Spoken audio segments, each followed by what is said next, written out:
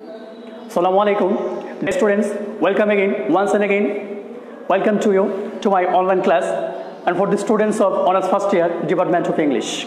And this very class is going to be presented by Kamrujaman, lecturer, Department of English. So, before going to the class, we must know about our course title and our topics and who is the author.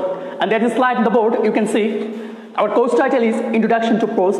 We are going to discuss an essay from Introduction to Prose অর্থাৎ Introduction to Prose থেকে আমরা একটা গুরুত্বপূর্ণ এসেকে আজকে আলোচনা করতে যাচ্ছি তার কোর্স টাইটেল দেওয়া আছে এখানে আবার টুডেস টপিকস আজকের আমাদের আলোচনার বিষয় হচ্ছে অফ স্টাডিজ অর্থাৎ অফ স্টাডিজ এসেটি আমরা আজকে আলোচনা করব এই ক্লাসে and this very essay is written by Francis Bacon. Francis Bacon লিখেছেন এই এসেটি ফ্রান্সিস বেকনের জন্ম এবং মৃত্যু এখানে দেওয়া আছে তোমরা দেখতে পারছো and before going to the main slide যাওয়ার আগে we must inform you that তোমাকে জানাতে হবে যে and this is the most pragmatic and practical essay prescribed in your syllabus তোমার সিলেবাসে যতগুলো এসে আছে সবগুলো এসে ইম্পর্টেন্ট কিন্তু this very essay is very short in size কিন্তু সাইজে খুব ছোট but it's very useful and it's very difficult to understand এটা বোঝা খুব কঠিন ব্যাপার once and again I gave a delivery to you এটা আমি তোমাদের পড়াইছিলাম এক class but again once again for your revision তোমাদের রিভিশনের জন্য I am back with this class again so before taking the class নেওয়ার পূর্বে we must know about the author আমাদের author সম্পর্কে জানতে হবে our author is Francis Bacon আমাদের Francis Bacon author সম্পর্কে কিছু গুরুত্বপূর্ণ ব্যাপার জানতে হবে you know there is some brief question set করা হয়ে থাকে Francis Bacon থেকে এই প্রোজ সিলেবাসের জন্য তাহলে আমরা ব্রিফ কোশ্চেনগুলো আলোচনা করব ফ্রান্সিস বেকনের একটা আলোচনা থেকে চলো আলোচনাগুলো আমরা দেখে নেই আলোচনাগুলো হচ্ছে ফ্রান্সিস বেকন সম্পর্কে কিছু গুরুত্বপূর্ণ তথ্য এখানে দেওয়া আছে the lines which are mark red যে লাইনগুলোকে লাল অক্ষরে মার্ক করা আছে this very lines are very informative and thematic for you So here we go. Francis Bacon and Elizabethan essayist. Francis Bacon একজন Elizabethan essayist. যদি প্রশ্ন করা হয় Francis Bacon কোন যুগের লেখক? Which age Francis Bacon belongs to? Francis Bacon কোন যুগে বিলং করে থাকে বলতে হবে Elizabethan. তাহলে প্রশ্ন হচ্ছে what is Elizabethan age? Elizabethan age কাকে বলা হয়? The age which is defined during the reign of Queen Elizabeth. রানী এলিজাবেথের রাজত্বকালের এই সময়টুকুকে বলা হয় Elizabethan age. আর Elizabethan age এর সময়কাল কতটুকু? ডিউরেশন কতটুকু? তুমি দেখতে পারো 1558 থেকে শুরু করে 1603 পর্যন্ত এলিজাবেথের সময়টাকে ডিফাইন করা হয়ে থাকে so Francis Bacon and Elizabethan তোমাকে জানানো হয়েছে এলিজাবেথন এজ মানে কি তোমাদেরকে বলা হয়েছে এলিজাবেথন এজের এই যুগের ডিউরেশনটা কতটুকু এলিজাবেথন অ্যাসেস্ট ওয়াজ আ হাইলি ইন্সপায়ার্ড সে ব্যাপকভাবে উৎসাহ পেয়েছিল বাই রেনেসা দ্বারা এটা উচ্চারণ হচ্ছে রেনেসা প্রশ্ন করা হয় কোন যুগ তাকে সবচেয়ে বেশি পরিমাণ ইন্সপায়ার করেছিল so Francis Bacon was got inspired by the age of renaissance Francis Bacon renaissance যুগের মাধ্যমে ইন্সপায়ার্ড হয়েছিল তাহলে what is mean by renaissance তাহলে রেনেসা মানে কি তাহলে রেনেসা শব্দটি ব্যাখ্যা দিতে হবে আমাদেরকে আর রেনেসা দ্বারা তোমাদেরকে ব্রিফ কোশ্চেন করা হয়ে থাকে what is mean by renaissance আবার কখনো কখনো ব্রড কোশ্চেনের সঙ্গে এটাকে যুক্ত করে দেওয়া হয়ে থাকে ট্রেল করে দেওয়া হয়ে থাকে what is mean by Renaissance and write down a note on রেনেসার উপর একটা নোট তৈরি করো তাহলে there is a primary knowledge about Renaissance আর রেনেসার যুগ সম্পর্কে তোমাদেরকে একটা প্রাইমারি নলেজ দেওয়া আছে তাহলে আমরা দেখে নিই রেনেসা সম্পর্কে রেনেসা মিনিং রিবার্থ রেনেসা শব্দের অর্থ হচ্ছে রিবার্থ পুনর্জন্ম আর রিভাইভাল পুনরুত্থান of cultural সাংস্কৃতিক মোরাল নৈতিক অ্যান্ড ইন্টেলেকচুয়াল মুভমেন্ট আর এটাকে বলা হয় সাংস্কৃতিক নৈতিক এবং বুদ্ধিদীপ্ত অথবা বুদ্ধিজাগ্রত ঠিক আছে এরকম একটি প্রণোদনার একটি আন্দোলনকে বলা হয়ে থাকে এই Renaissance regarding the classical learning আর যেখানে ক্লাসিক্যাল লার্নিং শেখার জন্য এক ধরনের আন্দোলন শুরু হয়েছিল তাহলে এই রেনেসার আন্দোলনটা বোঝায় রিভার্থ বা বলা হয় রিভাইভাল বলতে বোঝানো হচ্ছে আমাদের শিল্প সাহিত্য সম্পর্কে এক নতুন পুনর্জন্মের নতুন যুগকে বলা হচ্ছে রেনেসা আর এই রেনেসা ঘটেছিল 1400 থেকে শুরু করে 1500 সেঞ্চুরি অর্থাৎ 14 থেকে শুরু করে 15 সেঞ্চুরি পর্যন্ত এই সময়টুকুই বলা হয়ে থাকে রেনেসা যদিও 16 শতাব্দীর মাঝামাঝিতেও এই রেনেসার সময়টুকুকে ডিফাইন করা হয়ে থাকে who is considered যাকে মনে করা হয় as the father of English prose তাকে মনে করা হয় ইংলিশ প্রোজের ফাদার বলা হয়ে থাকে যদি প্রশ্ন করে who is the father of English prose so Francis Bacon is the father of English prose as a give proper shape কেন তাকে ফাদার বলা হয় why Francis Bacon is called father of English prose কেন তাকে English প্রোজের father বলা হয় উত্তরটা এখানে সেট করা আছে because he gave কারণ সে দিয়েছিল প্রপার শেপ সঠিক আকৃতি টু ইংলিশ এসে এন্ড প্রোজ ইংরেজি এসে এবং প্রোজ লেখার ক্ষেত্রে সঠিক নিয়ম কারণ ধরন ধারণ ঠিক করে দিয়েছিল আমাদের এই বিখ্যাত লেখক Francis Bacon and that is why he is called the father of English prose and Bacon is famous for his cleanness এবার যদি প্রশ্ন করে why is Bacon famous because কেন বিখ্যাত তাহলে Bacon বিখ্যাত ক্লিনেস তার এসেগুলো ক্লিনেস পরিচ্ছন্নতা ইজিনেস সহজবোধ্যতা and ডিরেক্টনেস সরাসরি এই কথাগুলোর জন্য ডিরেক্টনেসের জন্য ফ্রান্সিস বেকন বিখ্যাত His aphoristic and pragmatic skill, যদি প্রশ্ন করা হয় who is aphoristic or pragmatic writer, তাহলে Francis Bacon is aphoristic and pragmatic writer। তাহলে his aphoristic and pragmatic writing skill, তার এই দক্ষতা and the terseness honor him, এবং তার এই সংক্ষিপ্ততা তাকে সম্মান দিয়েছিল as an utilitarian, তাকে বলা হয় an utilitarian। যদি প্রশ্ন করে who is an utilitarian writer, তাহলে Francis Bacon is an utilitarian writer। তাহলে ফ্রান্সিস বেকনকে কেন utilitarian বলা হয়? because of showing the code of conduct and proper way of life, অর্থাৎ জীবনযাত্রার সঠিক ধরন, জীবনযাত্রার সঠিক গড়ন অথবা জীবনযাত্রার সঠিক মান সম্পর্কে আলোচনা করা হয়েছিল তার লেখাগুলোতে। so far এই স্লাইডে আমরা জানতে পারলাম Francis Bacon the father of English prose and he is a pragmatic and practical writer. His writing is full of easiness, directness. Francis Bacon belongs to the Elizabethan age। Elizabethan age বলা হয় রানী এলিজাবেথের সময়কালকে। Francis বেকনের সবচেয়ে গুরুত্বপূর্ণ তথ্য হচ্ছে Renaissance. আর Renaissance যুগটির শব্দ হচ্ছে rebirth and revival of classical learning, যা 14 থেকে 15 শতাব্দীতে গড়েছিল। 16 শতাব্দীর মাঝামাঝি সময়টাকে এই রেনেসা বলা হয়ে থাকে। So far this slide is clear to you. Our next slide, mystery of Bacon's of studies। Francis বেকনের অফ স্টাডিজ এই লেখাটার ভিতরে অফ এর মিনিং কি, যে আমি আমার সিলেবাসে পড়ে আসছি, তুমি তোমার সিলেবাসে জানবে। খুব সহজেই আমরা প্রশ্ন করি না, আবার জেনেও অনেকে জানতে চায় না, আবার জানা আগ্রহ থাকে না কেন এই অফ ব্যবহার করা হয় ফ্রান্সিস বেকন এসেগুলোতে। তাহলে আমরা কয়েকটা এসে দেখে নিই। ফ্রান্সিস বেকনের বিখ্যাত এসেগুলো তুমি দেখো, অফ স্টাডিজ পড়াশোনা, of marriage and single life বিবাহ এবং একক অর্থাৎ সিঙ্গেল জীবন, অফ রিভেঞ্জ প্রতিশোধ, অফ ট্রুথ, অফ লাভ। প্রত্যেকটা এসের আগে অফ দেওয়া আছে। So there is a mystery of এই অফের একটা মিস্ট্রি আছে। অফ মানে কি, চলো আমরা নিচে দেখি।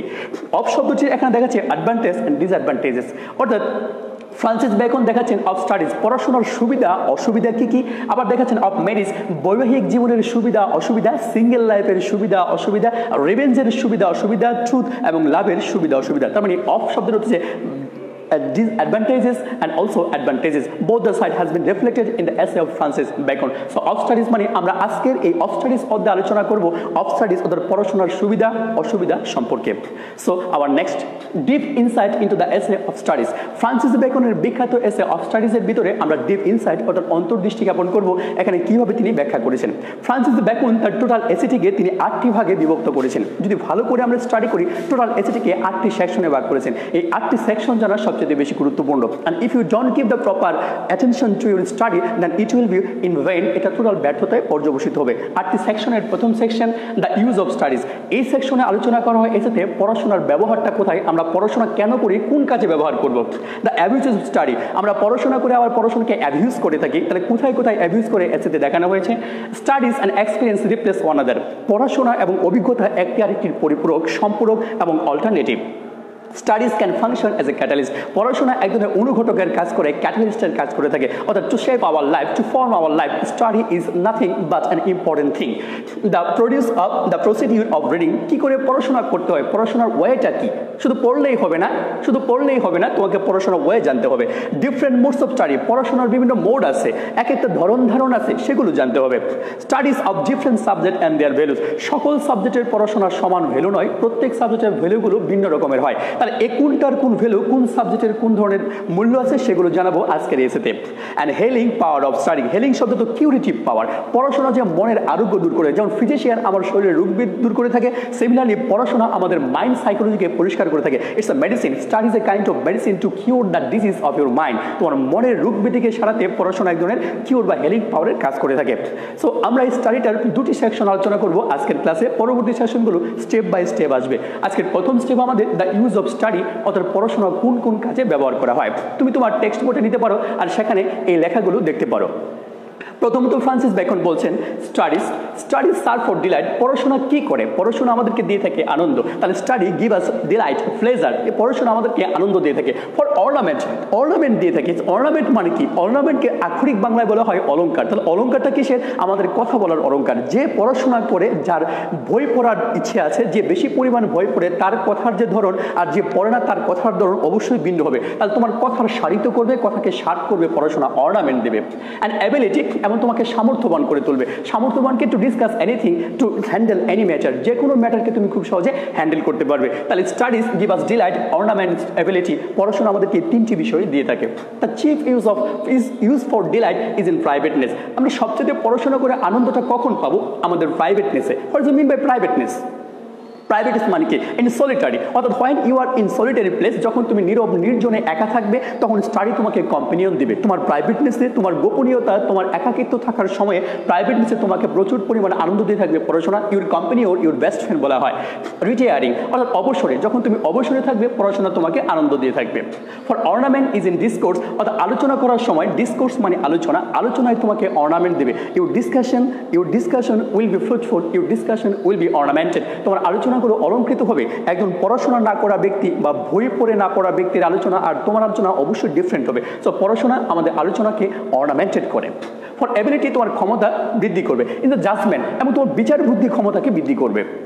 তোমার বিচার, তোমার বিচক্ষণতাকে ডেভেলপ করবে, শার্পেন করবে স্টাডি।